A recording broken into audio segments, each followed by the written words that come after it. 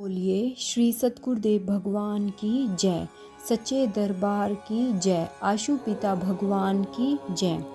एक बार गांव के कुछ लोग एक अंधे व्यक्ति को महाराज जी के पास लेकर आए।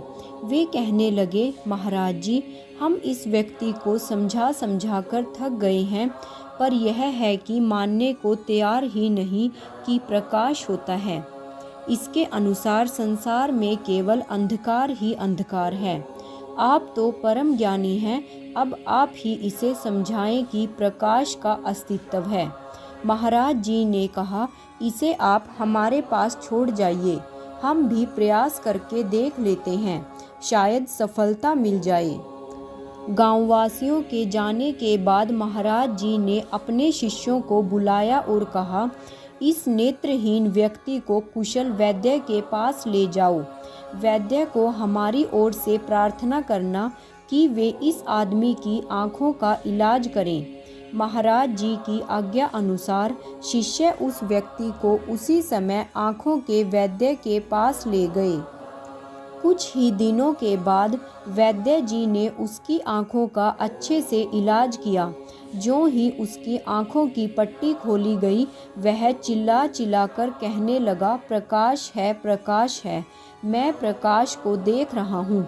मैं कितना मूर्ख था जो कहता था कि यदि प्रकाश है तो उसे मेरे पास लाओ, मैं उसे छूकर देखूंगा, सूंघकर देखूंगा, चखकर देखूंगा। अब मैं समझा कि प्रकाश छूने, सूंघने या चखने की वस्तु नहीं है, यह तो देखने की वस्तु है। मेरे पास आँख ही नहीं थी, जिस कारण मैं इसे नहीं देख पाया। अब वह व्यक्ति स्वयं गांव वालों को प्रकाश की महिमा के बारे में बताने लगा। फिर महाराज जी ने शिष्यों को समझाते हुए कहा, आप लोग समझ ही गए होंगे कि कोरा उपदेश ज्ञान का आधार नहीं होता है। ज्ञान का आधार व्यक्ति का निजी अनुभव होता है। साधकों, यहाँ कहने का भाव यह है कि आज महाराज जी भी समाधि में हैं और हम में से बहुत से ब्रह्मज्ञानी साधक बाहरी दुनिया की बातों को सुनकर ज्ञान मार्ग को छोड़कर बैठे हैं। वे अपने अंदर के अनुभव को प्राथमिकता नहीं देते, जिसके कारण वे भक्ति मार्ग से भटक गए हैं।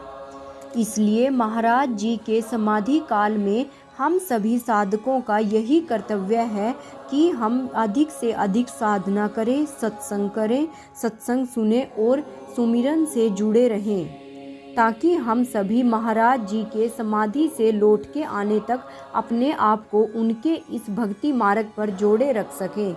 जय महाराज जी की, जय श्री राम।